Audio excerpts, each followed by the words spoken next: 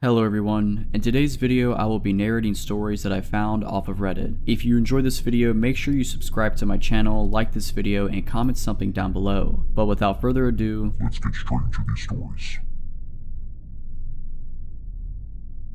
I've always been a night owl, enjoying the eerie quiet that comes with the small hours of the morning. Living in a small town surrounded by dense woods, the silence at night is almost deafening, but oddly comforting, or at least it used to be. It started last fall. I had just moved into a little house on the edge of town, the kind of place where the nearest neighbor is a good 10-minute drive away. It was a dream come true for someone like me who cherished solitude. My closest company was the forest that stretched endlessly behind my property. One particular night, around 2 a.m., I was sitting on my back porch, bundled in a blanket, sipping tea, and stargazing. The forest was pitch black, except for the faint outline of trees against the moonlit sky. The usual hum of crickets filled the air, and I could hear the occasional rustle of nocturnal critters in the underbrush. Then it stopped. Everything, the crickets, the rustling, even the wind seemed to hold its breath. It was as if the world had paused, leaving only an oppressive, unnatural silence. I felt a chill that had nothing to do with the crisp autumn air. I told myself it was probably just a predator nearby, a fox or maybe a coyote. But then, from the edge of the woods, I heard it. A faint, high-pitched whistling, like someone trying to mimic a bird but failing miserably. The sound repeated, each whistle longer and more strained than the last. I'm not sure why, but the sound unsettled me in a way I couldn't explain. I've always been familiar with the noises of the forest, but this was different. It felt deliberate, like someone or something was trying to get my attention. I grabbed my flashlight and aimed it at the tree line. The beam cut through the darkness, illuminating the first few rows of trees. Nothing, just shadows and bark.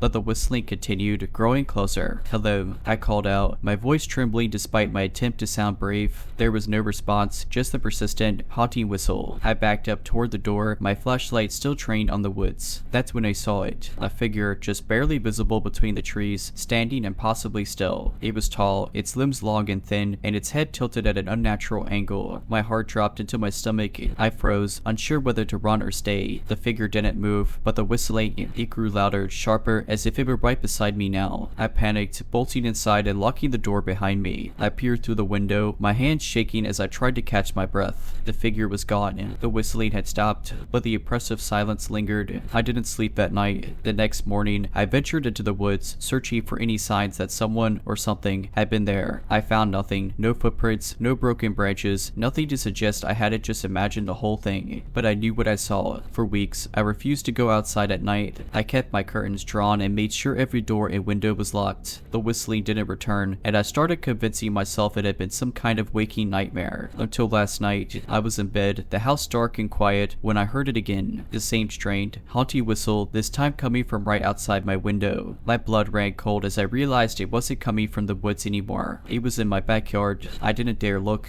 I stayed under my covers, clutching my phone and dialing 911. I whispered to the operator about someone being on my property. They assured me an officer was on the way. The whistling continued, moving slowly around the house as if circling me. Then came the tapping, light, deliberate taps on the glass, moving from window to window. I thought I might lose my mind. When the police arrived, the noises stopped. They found nothing, no footprints, no signs of forced entry. They assured me it was probably an animal and left, but I knew better. Tonight, I'm writing this with every light in the house on, and I can't stop shaking. I don't know who or what is out there, but I've made up my mind. I'm leaving this house, this town, and these woods behind. Whomever or whatever you are, let's not meet, ever. It's been a few weeks since I left. I'm staying with a friend in a different town, far from the woods. For the first time in what feels like forever, I've been sleeping through the night, but something happened yesterday that's making me question everything. I went to the grocery store to pick up a few things. As I walked back to my car, I heard it, the same strained, haunting whistle. My heart raced, and I turned quickly, scanning the parking lot. It was crowded, full of people going about their day, but none of them seemed to notice the sound. I tried to tell myself it was a coincidence, someone's ringtone or a bird nearby, but then I saw it, standing by the edge of the lot, partially obscured by a row of cars. The same figure, tall and unnaturally still, its head tilted at that unsettling angle. It was watching me. I didn't wait to see what would happen next. I jumped into my car and sped away, my hands trembling on the wheel. I don't know how it found me or what it wants, but I'm terrified it won't stop.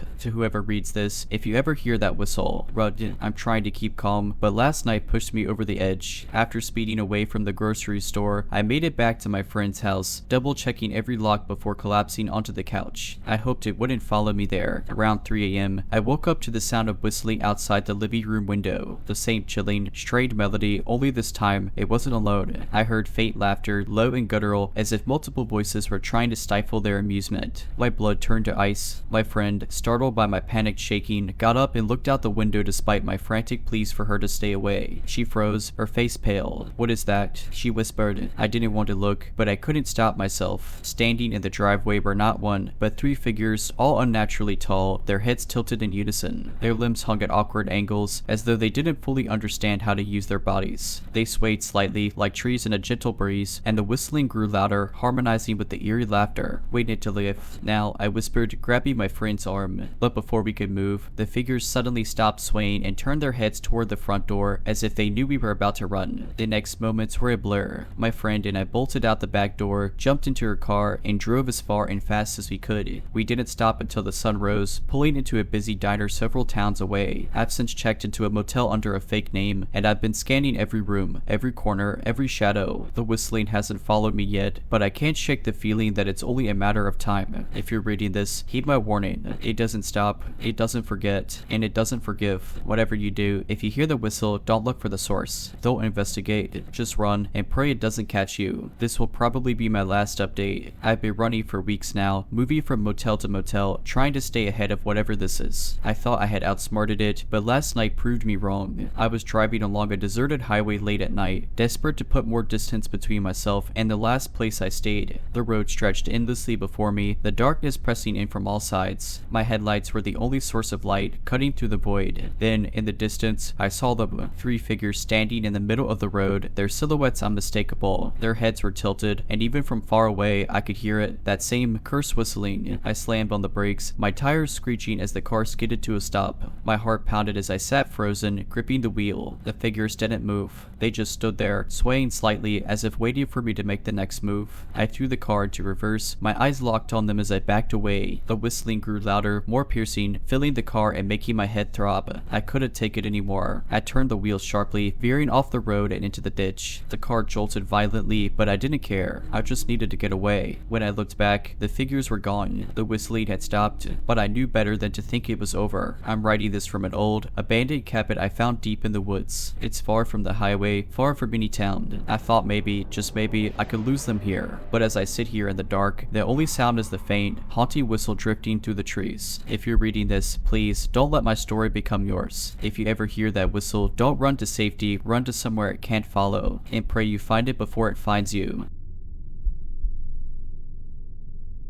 It was the summer before my sophomore year of college, and I had just moved into my first off-campus apartment. It wasn't anything fancy, just a small one-bedroom place in a quiet neighborhood on the outskirts of town. My parents had helped me move in, and though they seemed hesitant about the location, I reassured them that it was perfect for me. Cheap rent and a short commute to campus. What could go wrong? The first few weeks were uneventful. I spent my time unpacking, getting settled, and exploring the area. The neighborhood was mostly older couples and families, with the exception of one house directly across the street. It was an old, two-story Victorian that looked like it hadn't been maintained in decades. The paint was peeling, the windows were grimy, and the overgrown yard seemed to swallow the house whole. I never saw anyone come or go, and I assumed it was abandoned. Then one night, something happened that I still can't explain. It was around midnight, and I was sitting on my couch watching TV. The living room blinds were open, letting in the faint glow of a street lamp outside. I wasn't paying much attention to the show when a movement across the street caught my eye. I glanced out the window and froze. The porch light of the old Victorian house was on. It was the first time I'd ever seen it illuminated, and it made the house look even eerier. I couldn't see anyone outside, but the fact that the light was on gave me an uneasy feeling. I closed the blinds, deciding it wasn't my business, and went to bed. The next morning, I woke up and peeked outside. The porch light was off, but something was different. A single rocking chair had been placed on the porch, its back facing the street. I could have sworn it hadn't been there before, but I shrugged it off. Maybe someone was fixing the place up. That night, I stayed up late again, working on an essay for class. Around 2 a.m., I went to the kitchen to grab a snack. As I passed the window, curiosity got the best of me, and I peeked out at the house across the street. The rocking chair was facing my apartment. I felt a chill run down my spine. It wasn't just turned in my direction, it was tilted slightly, like someone had just gotten up from it. But there was no one in sight. The porch light was off, and the house looked as dead as ever. I closed the blinds tightly and tried to focus on my work, but I couldn't shake the feeling that someone was watching me. The next few few days were quiet. I avoided looking at the house as much as possible, and I told myself I was just overthinking things. But one night, I heard something that made my blood run cold. It was past midnight, and I was lying in bed, trying to fall asleep. My apartment was silent except for the faint hum of the ceiling fan. Then, faintly, I heard a creaking sound. It was rhythmic, like wood groaning under weight. It took me a moment to realize what it was. The rocking chair. My heart pounded as I sat up in bed, straining to listen. The creaking continued, steady and deliberate. It sounded like it was coming from right outside. I mustered up every ounce of courage I had, crept to the window, and peeked through the blinds. The rocking chair was now on my porch. It was empty, swaying back and forth on its own. I slammed the blinds shut and called the police.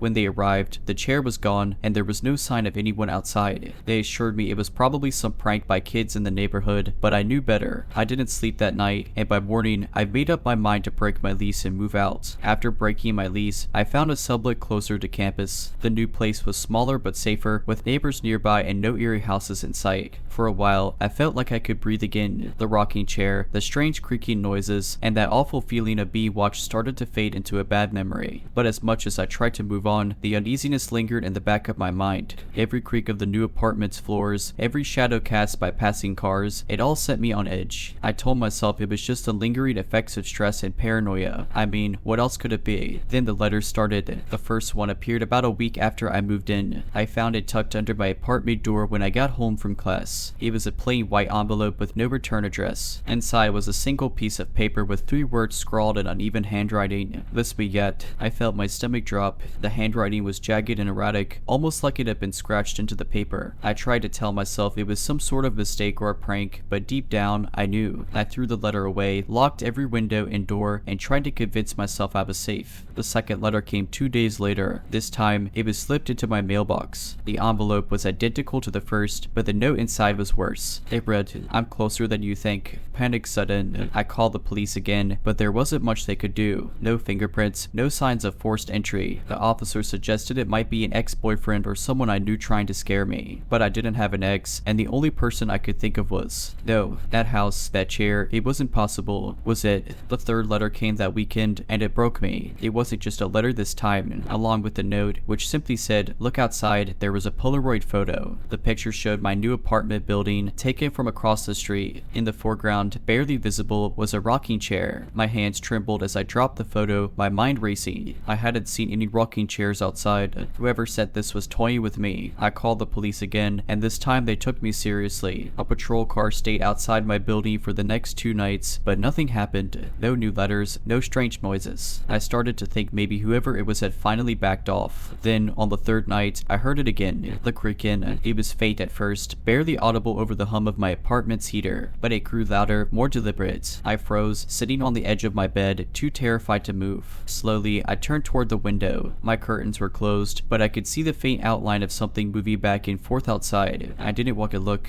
Every instinct told me to stay where I was, to ignore it, to hope it would go away. But I couldn't. I crept to the window, my heart pounding in my chest, and pulled back the curtain just an inch. There it was, the rocky chair, right outside my window, swayed in the windless night. And in it sat a figure, tall, thin, and impossibly still. Its head was tilted at an unnatural angle, and though its face was obscured by shadows, I could feel its gaze locked on me. I stumbled back, knocking over a lamp in my panic. The noise must have startled it, because when I dared to look again, the chair was empty, but the creaking continued, louder now, echoing through the night like a taunt. I didn't sleep that night. By morning, the chair was gone, and the police found no sign of anyone outside. They suggested I stay with someone for a few days, but I didn't have anyone close enough. I packed a bag and checked into a motel on the other side of town, but it didn't matter. The rocking chair followed me. Last night, I woke up to the sound of creaking outside my motel window. I didn't even look this time. I grabbed my bag and drove until the sun came up, stopping at a diner to catch my breath. As I sat in the parking lot, trying to calm myself, I glanced in my rearview mirror. It was there, on the roof of the diner, silhouetted against the morning light. The rocking chair, swaying gently with that same figure sitting in it, watching me. I'm writing this from a rest stop somewhere off the interstate. I don't know where I'm going, but I can't stop. It's always there, always watching, always waiting. If you ever see a rocking chair where it doesn't belong, don't look closer. Don't investigate. Just run and pray it doesn't follow you too. It's been 2 days since I last stopped. I've been driving almost non-stop, only pulling over for gas and coffee. My body is exhausted, my mind fraying at the edges, but I can't risk stopping for too long. Every time I close my eyes, I hear the creaking creaking. Every time I glance in my mirror, I'm terrified I'll see it again. Last night, I thought I'd lost it. I hadn't seen the chair or the figure since leaving the diner, and for the first time in days, I felt a sliver of hope. But as I drove through a desolate stretch of highway, my headlights caught something ahead. My stomach dropped. The rocky chair was in the middle of the road. I slammed on the brakes, my tires screeching as I came to a stop just feet away from it. My hands trembled on the wheel as I stared at it, illuminated by my headlights. The chair was empty, but it swayed gently as if someone had just stood up. I didn't wait to see what would happen next. I swerved around it and sped off, my heart pounding in my chest. But as I glanced in my rearview mirror, I saw it. The figure standing beside the chair, its head tilted, its gaze following me as I drove away. I don't know how much longer I can keep this up. It's relentless, unyielding. No matter how far I run, it finds me. I've considered going to the police again, but what could they do? How do you fight something like this? If you're reading this, please take my warning seriously. If you ever hear the creaking of a rocking chair where it doesn't belong, leave. Don't look back. Don't try to understand it. Just go and pray it doesn't choose you next.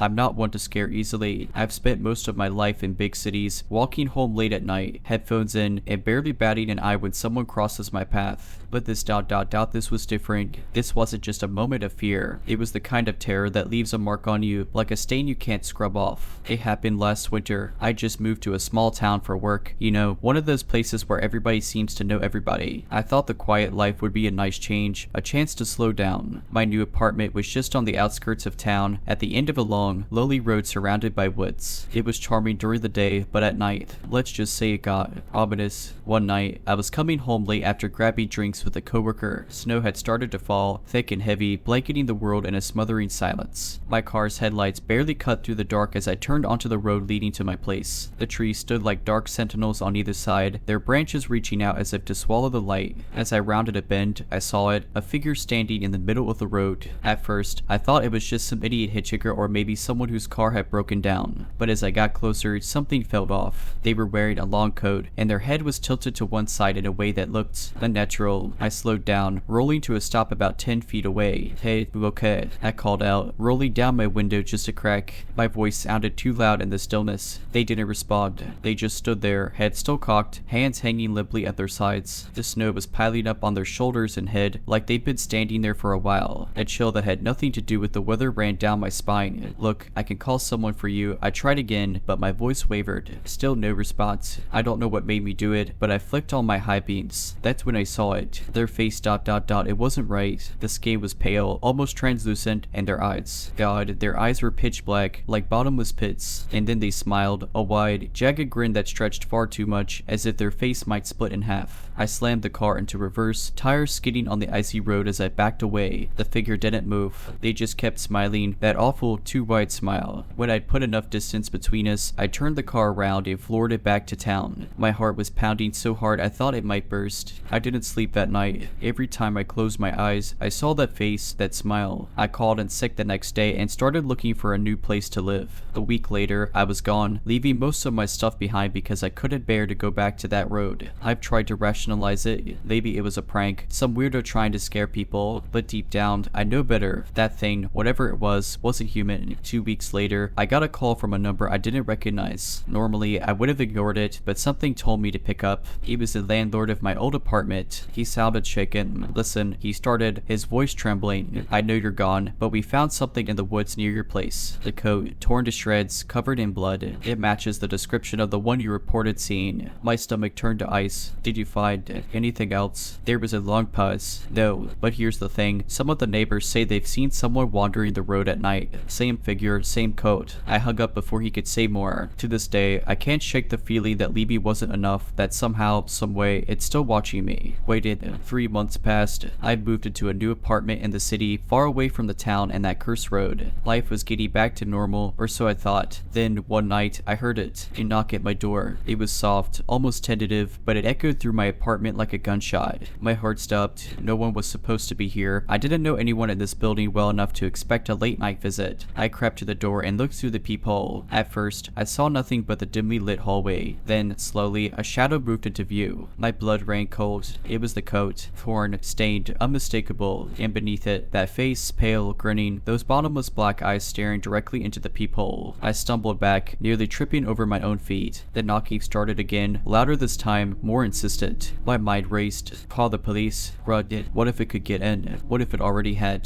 The knocking stopped, replaced by a scratching sound, like nails dragging across the wood, and then a voice, low, guttural, barely above a whisper. You can't run forever. I didn't wait to hear more. I grabbed my phone and bolted for the bedroom, locking the door behind me. My hands trembled as I dialed 911, but the line wouldn't connect. Just static. The scratching grew louder, closer. I pressed myself against the far wall, heart hammering in my chest, tears streaming down my face. And then, nothing. Silence. It felt like hours before I worked up the courage to crack the door open and peek into the hallway. Empty. The front door was closed, the lock still in place. No sign of anyone or anything. I don't know what that thing is, why it followed me, or what it wants. All I know is, it's not over. It's never over. Weeks went by without incident, and I started to convince myself that maybe, just maybe, it was over. I tried to get back to normal, going about my routine and forcing myself to believe the thing was gone. Then, last night, I woke up at 3 a.m. to the sound of my phone buzzing on the nightstand. Half asleep, I grabbed it, expecting some spam call, but the screen didn't show a number. It simply said, unknown caller. I hesitated, but curiosity got the better of me. I answered. At first, there was nothing but static, faint and crackling. Then, that voice, low, guttural, and drippy with malice. You can't run forever. I froze, unable to move, unable to breathe. The line went dead, leaving me sitting there in the dark, clutching the phone like a lifeline. And then, from somewhere in the apartment, I heard the floor creak. I stayed perfectly still, straining to hear anything else. The silence was deafening, but I knew better than to assume I was alone. My chest tightened as I clutched my phone, debating my next move. My mind screamed at me to run, to hide, but my legs felt like lead. Another creak, closer this time. It came from the hallway outside my bedroom. My breathing hitched, and I slowly slid off the bed, crouching down as quietly as I could. The door to my bedroom was slightly ajar, and through the crack, I could see the faintest sliver of shadow moving past. My heart felt like it was going to explode. I crawled toward the closet, each movement deliberate and slow. I opened the door just enough to slip inside, curling up behind the hanging clothes. I dialed 911 again, praying for a connection, but all I got was that same static. Suddenly, the bedroom door creaked open. I could hear the soft shuffle of footsteps, heavy and deliberate, moving across the room. Tears streamed down my face as I clamped a hand over my mouth, trying to stifle my ragged breathing. The footsteps stopped right in front of the closet. The air grew heavy, oppressive, and I swore I could feel it, that thing just inches away. Then, the silence was shattered by a low, guttural laugh. It wasn't human. It was deep, resonant, and filled with a malice that chilled me to my core. Found you, it whispered. The closet door was yanked open, and all I could see was that face, grinning, pale, and those endless black eyes staring into mine. I screamed, a sound ripped from the depths of my soul, and everything went black. When I woke up, I was in the middle of the woods, lying in the snow. My phone was gone, and my clothes were soaked through. The sun was rising, casting an eerie light over the trees. I staggered to my feet, disoriented and freezing, and stumbled toward what I hoped was the road. I don't know how long I wandered before I found it, a crumbling, abandoned house hidden deep in the woods. It looked ancient, its walls covered in moss and its windows shattered, but there was something about it, something that drew me, and despite every instinct screaming at me to turn around. Inside, the air was thick with decay and an overwhelming sense of dread. The walls were lined with old photographs, all of them faded and yellowed with age. Each one depicted the same figure, a person in a long coat, standing in the shadows of different places, an empty street, a desolate field, a snow-covered road. In every photo, the figure's face was obscured, but the coat was unmistakable. I found a journal on a rotting table in what might have once been the living room. Its pages were brittle, and the handwriting was erratic, scrawled as if in desperation. The entries told the story of a man who had once lived there, a recluse who spoke of the presence that stalked him relentlessly. He described the figure in the coat, its grinning face, and its black, soulless eyes. He wrote of how it would knock on his door, whisper his name, and follow him no matter where he went. The final entry was a single sentence, scrawled in large, shaky letters: "It doesn't want to kill you, it wants to break you." That was when I heard it again, the creak of the floorboards, this time coming from somewhere inside the house. I dropped the journal and bolted, crashing through the underbrush until I found the road. I didn't stop running until I saw headlights in the distance and flagged down a car. I don't know what that thing is, but I know now that it's not just me. It's been following others, maybe for years, maybe longer. It's something ancient, something evil, and it doesn't just haunt, it consumes. To the figure in the code, let's not meet, ever.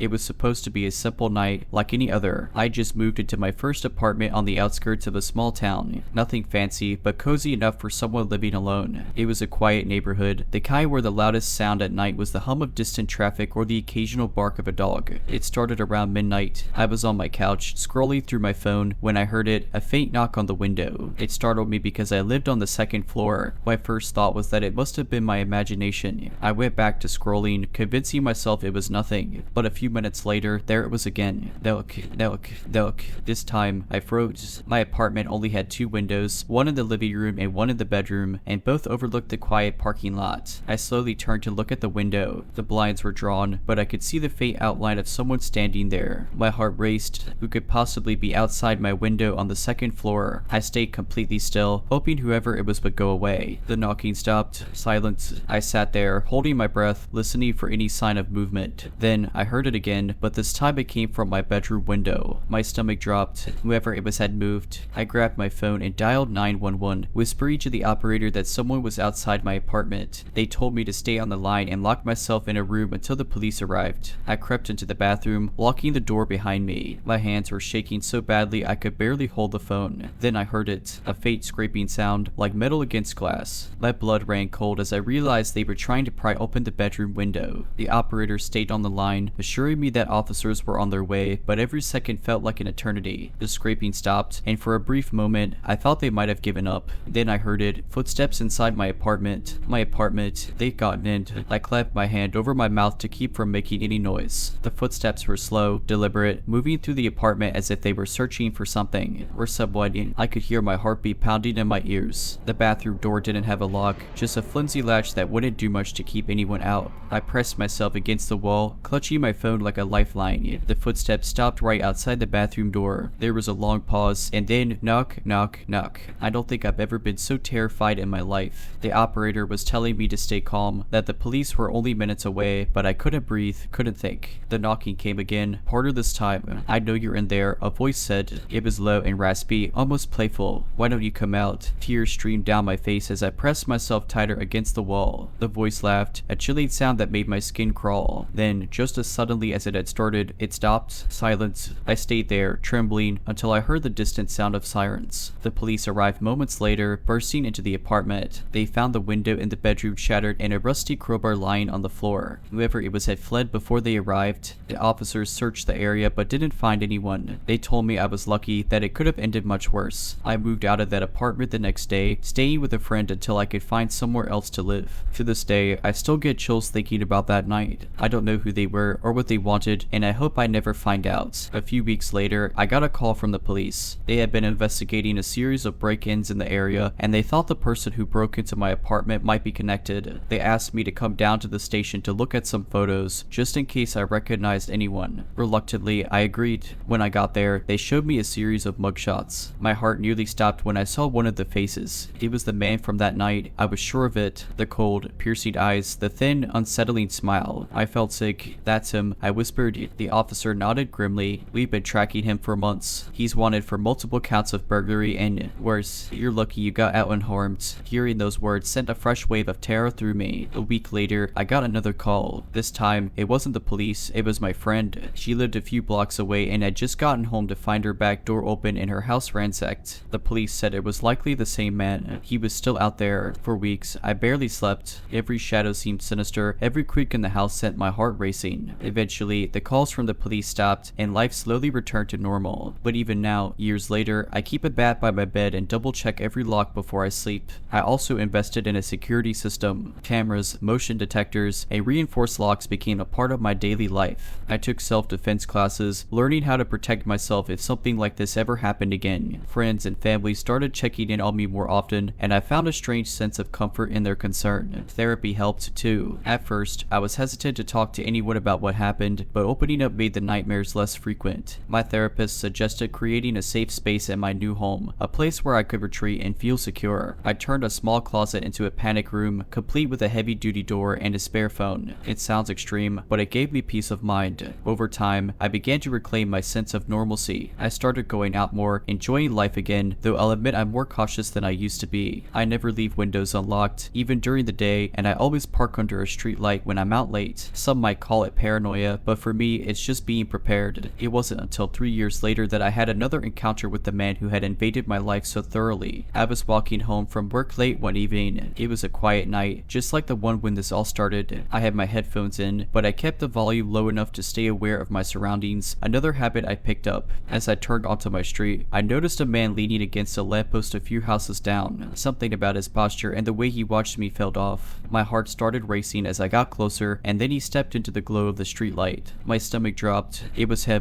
He gave me that same thin, unsettling smile and started walking toward me. I froze for a moment, every instinct screaming at me to run, but instead, I reached into my bag and pulled out the small canister of pepper spray I carried everywhere. "Stay back," I shouted, my voice stronger than I expected. He stopped, tilting his head as if considering his options. For a few tense moments, neither of us moved. Then, without a word, he turned and disappeared into the shadows. I ran the rest of the way home, my hands shaking so badly I could barely unlock the door. The police were at my house within minutes, but by then, he was long gone. They reassured me they would increase patrols in the area and urged me to stay alert. That night, I barely slept, but as scared as I was, I felt a small sense of victory. I had faced him and made it clear I wasn't the same terrified person I had been before. In the months that followed, I began to reflect on what it truly meant to rebuild trust, not just in others, but in myself. The fear had taken a piece of me, but with every small victory, I was reclaiming it. I joined a local community group focused on safety awareness, meeting others who had endured similar experiences. Together, we shared stories, offered support, and even hosted workshops to teach self-defense and security tips. Through these connections, I found a renewed sense of trust in humanity. I started opening up to new friendships, cautiously at first, but gradually allowing myself to believe that not everyone posed a threat. I even began dating again, though I was upfront about my past. To my surprise, most people were understanding, and one relationship in particular grew into something meaningful. While the scars of that night will never completely fade, I refuse to let them define me. Each step I take toward rebuilding my life feels like a triumph, a reminder that fear doesn't have to win. To the man who tried to break me, you didn't win, and if you ever try to come back into my life, I'll be ready.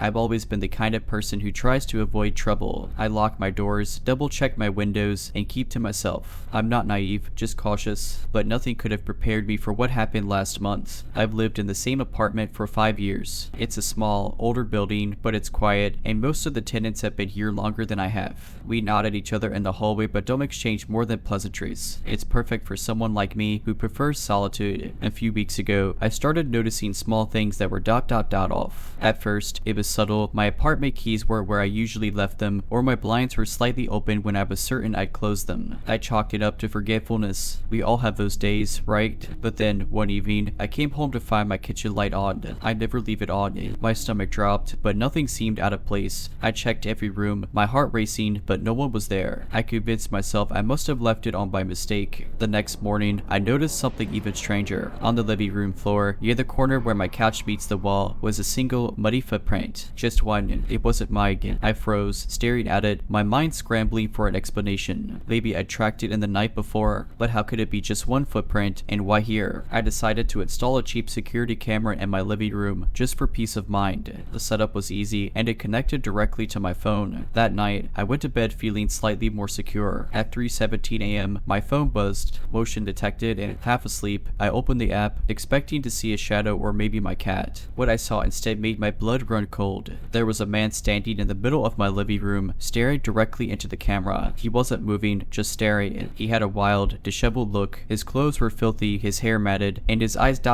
his eyes were too wide. Almost like he was forcing them to stay open. He didn't blink. I scrambled out of bed, grabbing my phone and locking myself in the bathroom. My hand shook as I dialed 911. The operator's calm voice was the only thing keeping me from losing it completely. She told me to stay on the line and that officers were on their way. It felt like hours, but it was probably only minutes before I heard the knock on my door. I crept out of the bathroom and opened it to 2 uniformed officers. They searched my apartment thoroughly but found no sign of the man. No broken locks, no open windows, nothing. The footage was the only proof he'd been there. The officers took it as evidence and suggested I stay somewhere else for the night. I packed a bag and went to a friend's house, too shaken to stay in my apartment. The next day, I got a call from the police. They reviewed the footage and noticed something I hadn't. Before the man appeared in the living room, there was a moment moment where the camera caught movement in the background. He had come out of the crawl space in my ceiling. I didn't even know the crawl space existed. It's a small, nearly invisible hatch above a closet I rarely use. The police inspected it and found signs that someone had been living there, a dirty sleeping bag, food wrappers, and a notebook filled with incomprehensible scribbles. They estimated he'd been there for weeks, maybe months. I moved out the next day. I don't think I'll ever feel truly safe again. To the man who lived in my crawl space, let's not meet. Never. But even after moving, the unease never fully left me. Every creak in the floorboards, every shadow in the corner of my vision felt like him. I started keeping a baseball bat by my bed and invested in a more sophisticated security system. Friends told me I was paranoid, that it was over, but the memory of his face, so close to the camera it felt like he was staring right through me, kept haunting me. About a week into my new place, I received an anonymous package. There was no return address, and the handwriting on the label was sloppy, almost childlike. Inside was a single item, the notebook the police had taken as evidence, the same one from the crawl space. My stomach flipped as I flipped through it, recognizing the same strange, manic scribbles. Only this time, there was something new. On the last page, written in large, uneven letters, was a single sentence: "You can't hide forever." I called the police immediately, but they couldn't trace where the package had come from. I've since moved again, this time to a completely different city. I've changed my phone number, my routines, everything. But no matter how far I go, I still check the ceilings of every place I stay. And sometimes, in the dead of night, I wake up convinced I hear something moving just above me. A few nights ago, I had one of those dreams that feels too real. In it, I was lying in bed, unable to move. I could feel the weight of someone sitting at the edge of the mattress. My room was pitch black, but I could hear breathing, slow, deliberate. I tried to scream, but no sound came out. Then, the mattress shifted, as though the weight had lifted, and I woke up gasping for air. I told myself it was just a nightmare, but when I turned on the light, my blood froze. On the nightstand beside me was the notebook. I was sure I left it locked away in a box under my bed. The last page had been torn out. Panicking, I searched the apartment but found nothing out of place. I'm not sure what scares me more, the idea that someone had been in my room again, or that they had taken the page with them.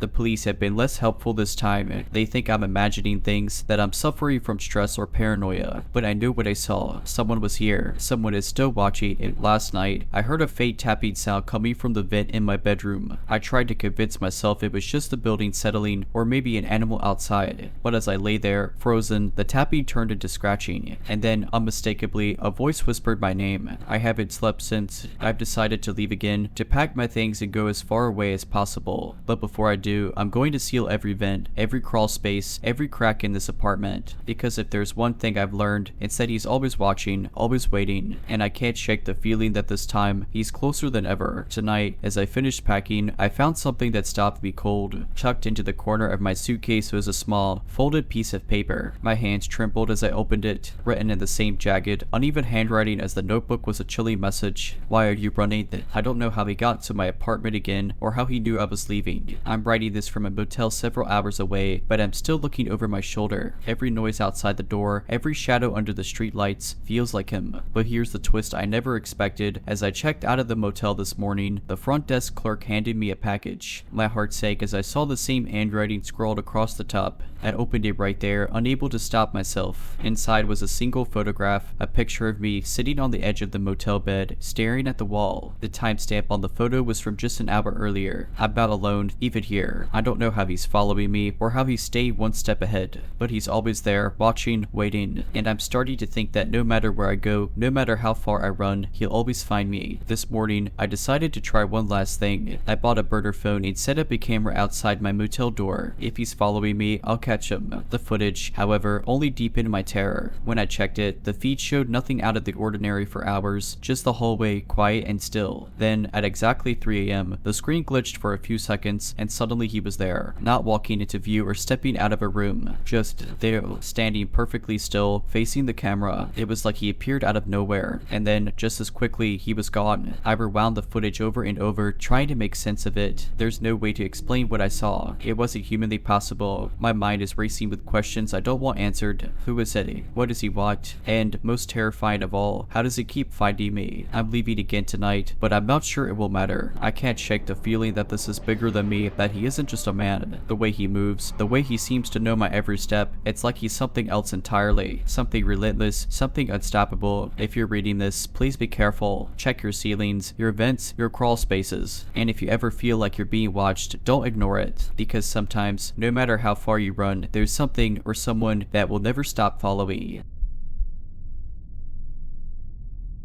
I'm not sure why I'm finally writing this, maybe because the nightmares have started again, or maybe because I need someone else to know what happened, even if it makes no sense. It's been years, but the memory is still as fresh as if it happened yesterday. I was 17 and had just gotten my first car, a beat-up old Honda Civic that rattled whenever it went over 60. It wasn't much, but it was freedom. I lived in a rural area, and driving meant I could finally escape the monotony of cornfields and small-town gossip. One summer evening, I decided to take the back roads for a drive. Just me, the hum of my engine, and the endless stretch of farmland. The sun was setting, painting the sky with shades of orange and purple. I had my windows down, enjoying the cool breeze and the faint smell of fresh cut hay. There wasn't another car in sight, and the only sounds were the occasional cricket and the crunch of gravel under my tires. It was peaceful, until it wasn't. I'd driven that road dozens of times, but that night, something felt off. It was hard to explain, a kind of heaviness in the air, like the world was holding its breath. I told myself I was just being silly and kept going. That's when I saw him. At first, I thought it was a deer or maybe a stray dog. Something was moving in the drainage ditch that ran alongside the road. But as I got closer, I realized it was a man. He was hunched over, his back to me, digging at the dirt with his hands. His clothes were filthy, and his movements were frantic, almost animalistic. I slowed down, unsure of what I was seeing. Was he hurt? Did he need help? My gut screamed at me to keep driving, but my stupid teenage brain decided to stop. I pulled over a few yards ahead and called out, "Hey, are you okay?" He froze. Slowly, he turned to look at me, and my stomach dropped. His face was wrong. His eyes were too wide, like he was trying to take in everything all at once. His mouth hung open, showing teeth that were yellowed and too sharp.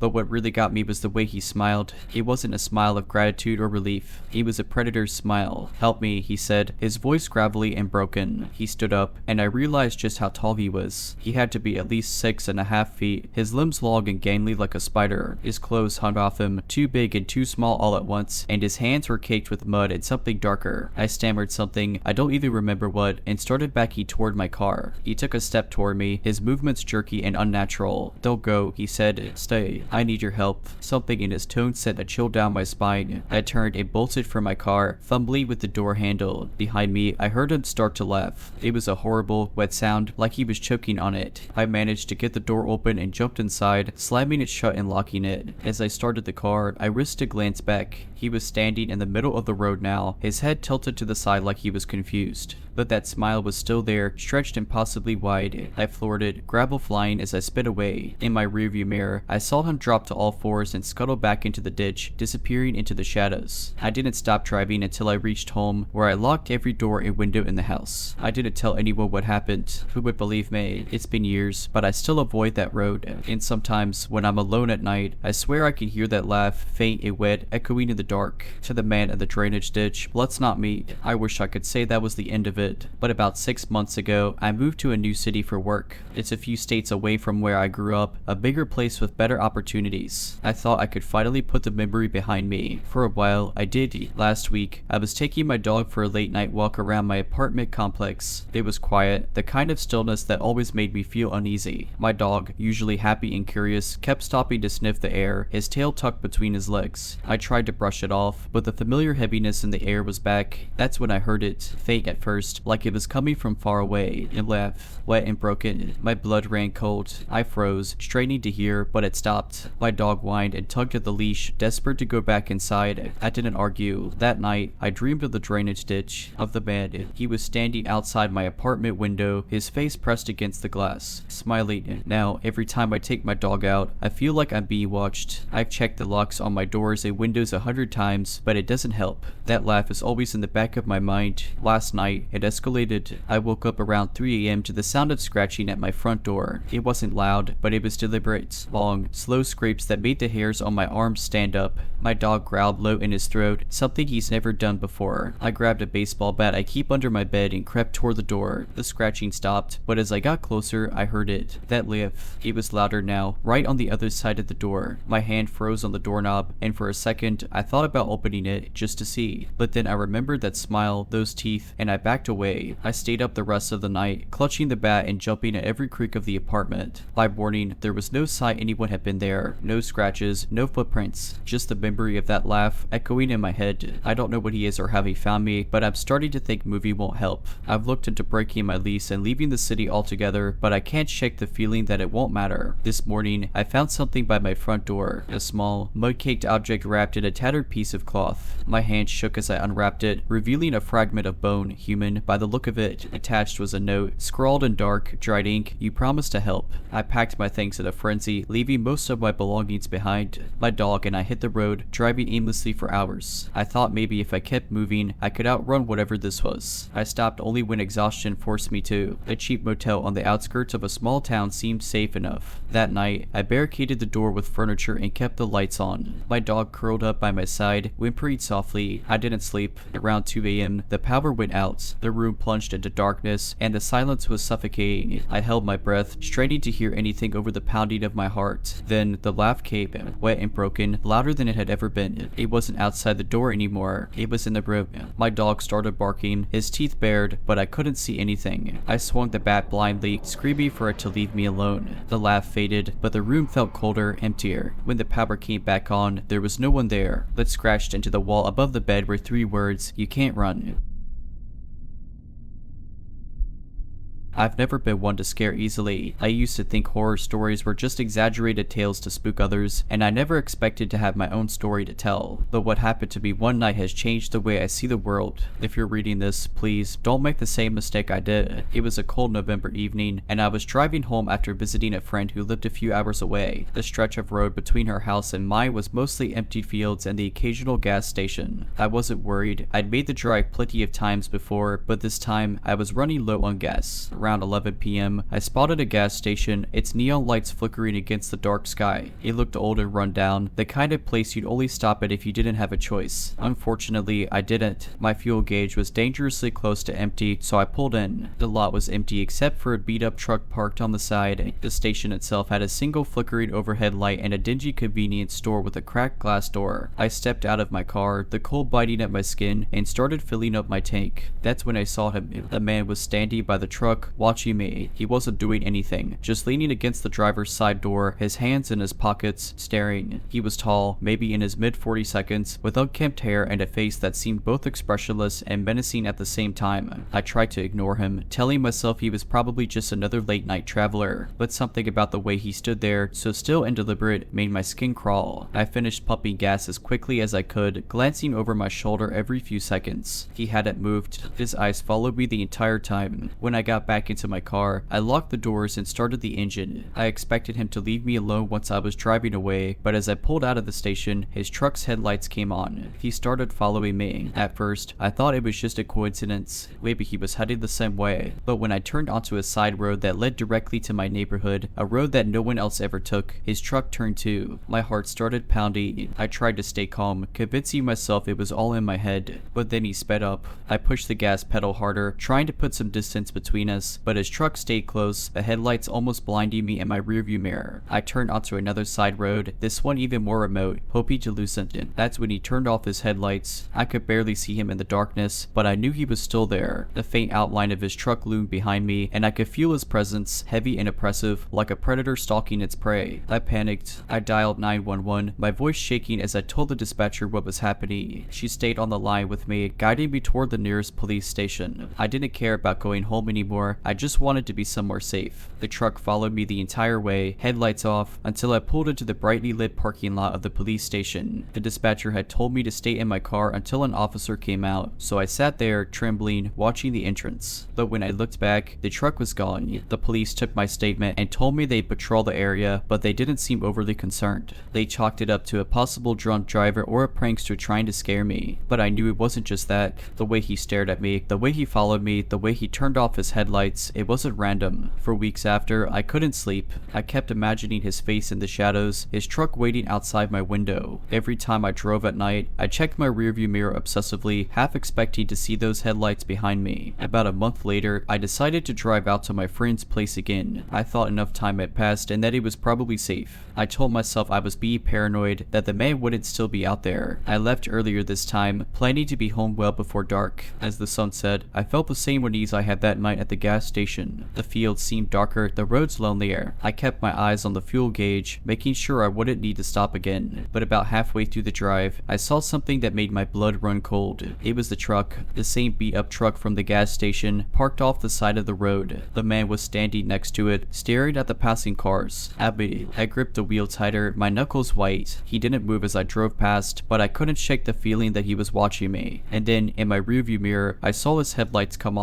This time, I didn't hesitate. I floored it, my car roaring down the empty road. My heart felt like it was going to explode as the truck's headlights grew closer and closer. I swerved onto another road, then another, hoping to lose him, but he stayed behind me, relentless. I thought about calling the police again, but my hands were shaking so badly I could barely keep the car on the road. I saw a sign for a rest stop ahead and decided to take the chance. The rest stop was small, just a few vending machines and a bathroom, but it was well lit. I pulled in and parked near the lights, my heart pounding as I waited to see if he would follow. The truck drove past, its headlights sweeping across the lot. I held my breath, watching as it disappeared into the distance. I waited there for what felt like hours, afraid to leave, afraid he might still be out there. When I finally worked up the courage to drive home, it was nearly midnight. I didn't see the truck again, but the fear stayed with me. Even now, I can't drive at night without feeling like he's still out there, waiting for me to let my guard down. 2 weeks later, it happened again, but this time, it was different. I was walking to my car after a late shift at work. The parking lot was nearly empty, lit by a few flickering overhead lights. As I approached my car, I felt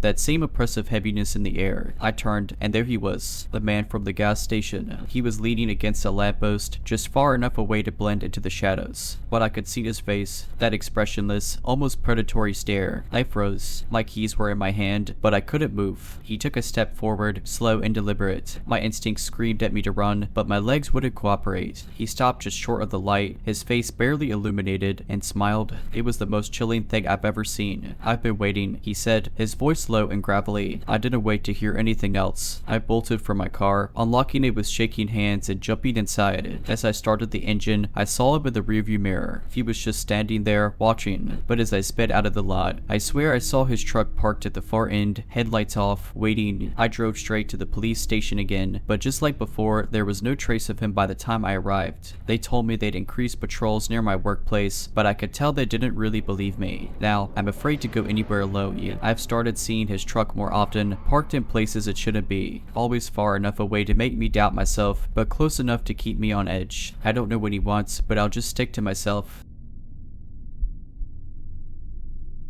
This happened about 5 years ago, but I still think about it every time I'm walking home at night. I had just moved to a new town for college and was renting a little apartment off campus. It was in a pretty quiet neighborhood, mostly small houses and tree-lined streets. During the day, it was cozy, almost picturesque. At night, though, the shadows cast by those same trees made everything feel ugh. But I'm not one to get spooked easily, and I like the peacefulness of my late night walks. One evening, after a long shift at the campus library, I started my usual 15-minute walk home. It was around 10 p.m. and the streets were completely empty. The air was crisp, and I had my headphones in, playing one of those lofi beats to relax playlists. Everything seemed normal. At first, I was halfway home when I noticed something strange. One of the large oak trees a little ahead on my route had a person in it. At least, that's what it looked like. There was someone crouched on one of the thicker branches, about 10 feet up. They weren't moving, just sitting there, hunched over like they were trying to blend in with the leaves. I stopped walking and stared, half convinced I was imagining it. The figure was too still, almost statue-like. I took out my headphones to listen, but all I could hear was the faint rustling of leaves in the wind. Then, just as I convinced myself it was probably some weird optical illusion, the figure shifted, slowly, deliberately. I don't know how to describe the way they moved except to say it wasn't normal. It wasn't just someone adjusting their position, it was more like a predator repositioning itself. That's when I realized they were looking at me. I couldn't see their face clearly, too many shadows, but I knew their head was turned toward me. I felt the instinctive rush of fear but forced myself to act casual. I turned around, pulled out my phone, and pretended to take a call as I briskly walked back the way I came. My heart was pounding, but I didn't dare run. I thought if I ran, whoever or whatever that was might come after me. When I reached the main road, I finally allowed myself to breathe. There were a few cars passing by, and the presence of other people made me feel safer. I considered calling the police, but what would I say? There's a creepy person sitting in a tree. They'd probably think I was crazy. I decided to take the long way home, sticking to well well-lit streets. I kept looking over my shoulder, half expecting to see the figure following me. Thankfully, I made it home without any further incidents. For weeks, I avoided that part of the neighborhood at night. Eventually, I convinced myself I'd overreacted. Maybe it was just some kid pulling a prank or a homeless person trying to find a safe spot to sleep. I told myself it was nothing, until a few months later, the neighbor I'd gotten friendly with, a retired guy named Mr. Jensen, was making small talk with me one morning. He mentioned something that made my stomach drop. Apparently, several people in the area had seen a man sitting in trees late at night. No one could ever get a good look at him, and he always disappeared before the police arrived. Mr. Jensen said the guy had been spotted closer to my building recently and joked that I should keep my windows locked. I laughed nervously and nodded, but that night, I double-checked every lock in my apartment. To this day, I have no idea who or what I saw in that tree. And to the man in the tree, let's not meet. Alright, but that's it. I hope you enjoyed this video. If you did, make sure to subscribe to my channel, like this video, and comment something down below. But as always, Have a nice day.